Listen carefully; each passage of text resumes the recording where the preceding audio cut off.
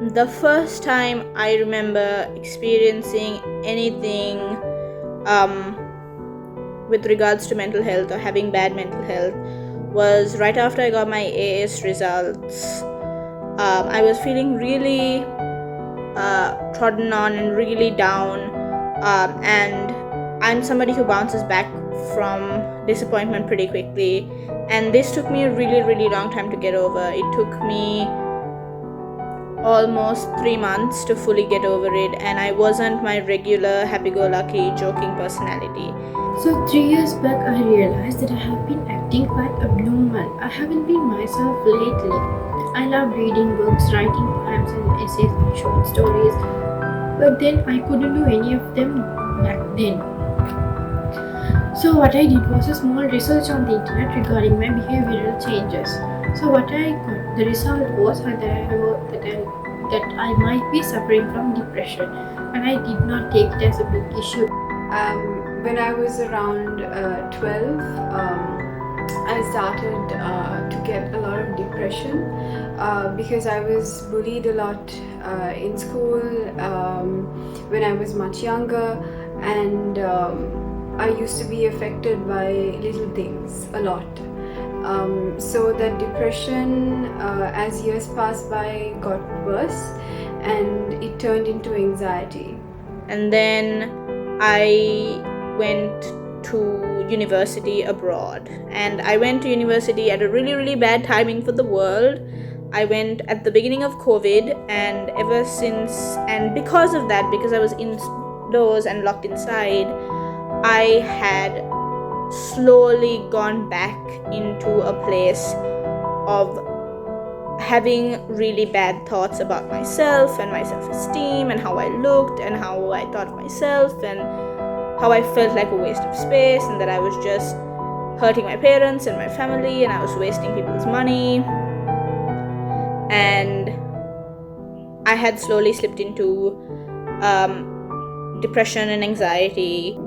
And then later I was carrying on with my life, and I understood there were some changes in my life, like changes happening within me. I get angry very quickly, I was anxious, and I started putting on weight, and I get hungry more often, and I couldn't concentrate on my studies. My grades were getting lower and lower. And then I understood, something is wrong with me.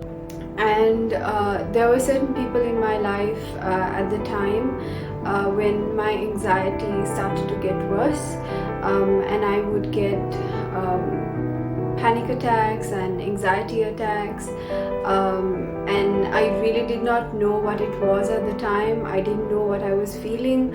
I just knew that whatever I was feeling was not good, and it wasn't helping me and my mental health. To be honest, I was suicidal. I have tried ending my life many times. Like literally, it might be 10 times I might have tried, and then I have scars on my hand. Yeah, I used to cut my hand also. I didn't know why. It brought me pleasure during that time. Like I thought that I kind of deserved bleeding. So that continued to get worse, and then I started to get suicidal thoughts. But again, I did not really know what to do with those feelings. I did not understand what was happening.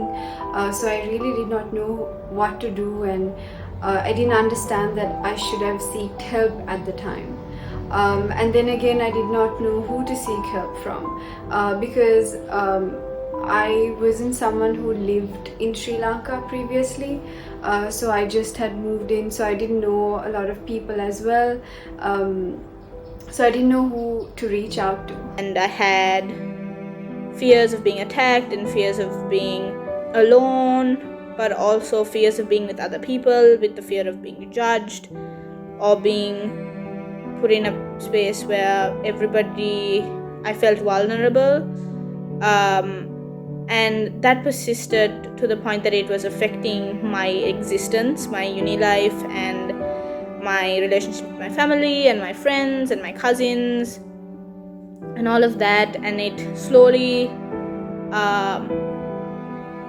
tumbled some more into suicidal thoughts and feeling like a waste of space and not wanting to be around. And then there was a point in my life where I was really down, and I took pills to when my suicidal thought got really worse, but I didn't know what I was doing. It didn't make sense to me. I didn't know that whether I was really harming myself or not. But when that happened, for the next week or so from that day onwards, I was really sick, and I didn't know that this was because of what I had done. And then once when I went to the doctor's appointment, like normal doctor's appointment, what he said me was better check with an psychiatrist. And then I went and met my doctor, I'm actually my psychiatrist, Dr. Mrs. Devasmika Arya Singh. She's one of the best personalities, I would say. Like, she's ready to accept me as myself, but actually that is her job, right? She is that kind of person. So I became very much interested in psychology. I actually wanted to do a degree in psychology. So then my doctor helped me, and then my friends throughout the journey, they were very helpful. Like, they are one of the reasons why I overcame it, I'd say, overcame depression, I'd say. I was actually forced to get help by someone who's really important to me, who really pushed me to go get help and talk to someone, and that really helped, and it helped me understand what was wrong with me, and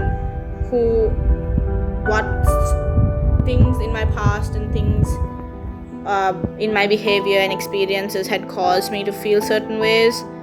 I'm also extremely lucky to have an extremely amazing and understanding and extremely caring and lenient support system in the form of my family and friends.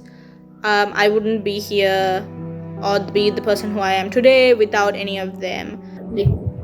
And my parents, they were, I'd say, average, not very bad at accept me, not very good at accept me. They were average. They were ready to help me, but at the same time, it is totally a new thing for them. They were like a bit of denial too. I wouldn't say they were 100% accepting me, but they were anyhow helpful, I'd say. Like, they took me to a psychiatrist, and they were helpful. Like, during evening hours, my daddy used to play with me, and those things took my mind off. And the pills also helped me a lot. Getting help, whether it's in the form of a therapist or getting help in the form of just talking to your family or just rediscovering your passions, is important. It's the best way to help yourself out of this situation. And for me, this might be a very unique answer to just my situation, but for me, coming back home and being able to be around my family and hug my mom and my father and fight with my brother over petty things and see my cousins and do all those things in the midst of lockdown, which is what originally sprouted my sadness, really helped. And getting help when I came home and talking to somebody and helping myself by allowing someone else to help me understand what was going on really helped. What I would like others to know is, don't think you are alone. We are with you. There are people who is suffering exactly like that. But I'm not saying that to belittle you. What you are going through is what you are going through. It is. I'm not defaming you or something. It's actually people are there you could talk to. And I would like to tell this actually.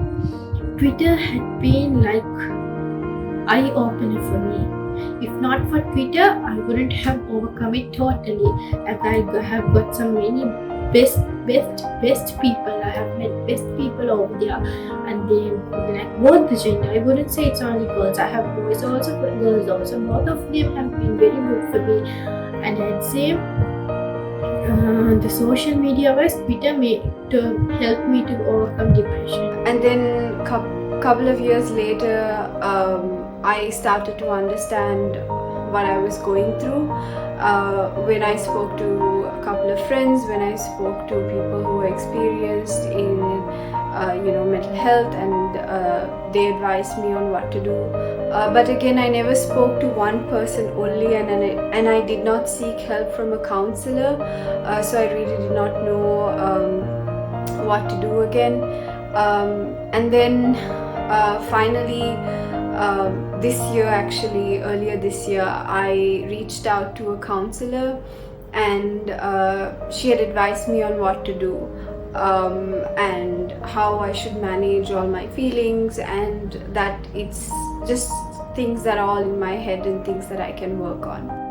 Take your time to slowly get through your process of healing, or get through your process of understanding why you feel a certain way and how to overcome it, even if that overcoming is only to give you temporary happiness.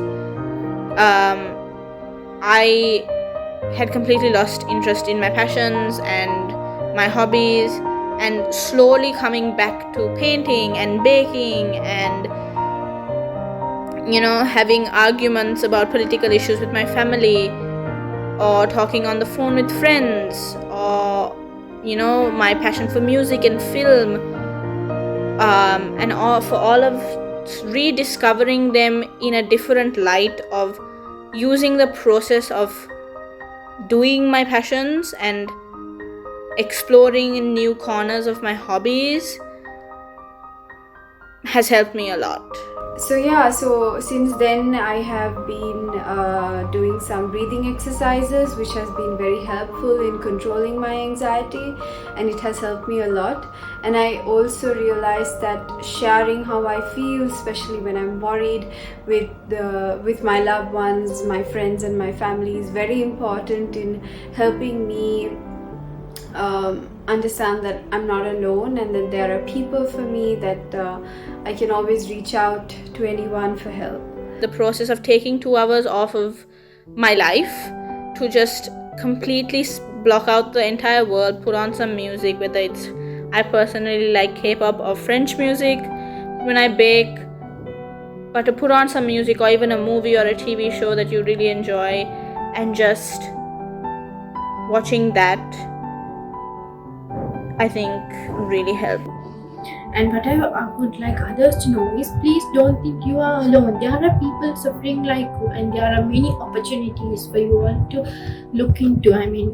To go and ask help, go for your friends, talk to your parents. But I do understand parents, most of the time they don't get what we say.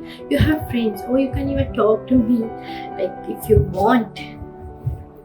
And then please go for therapies. They are really, really helpful.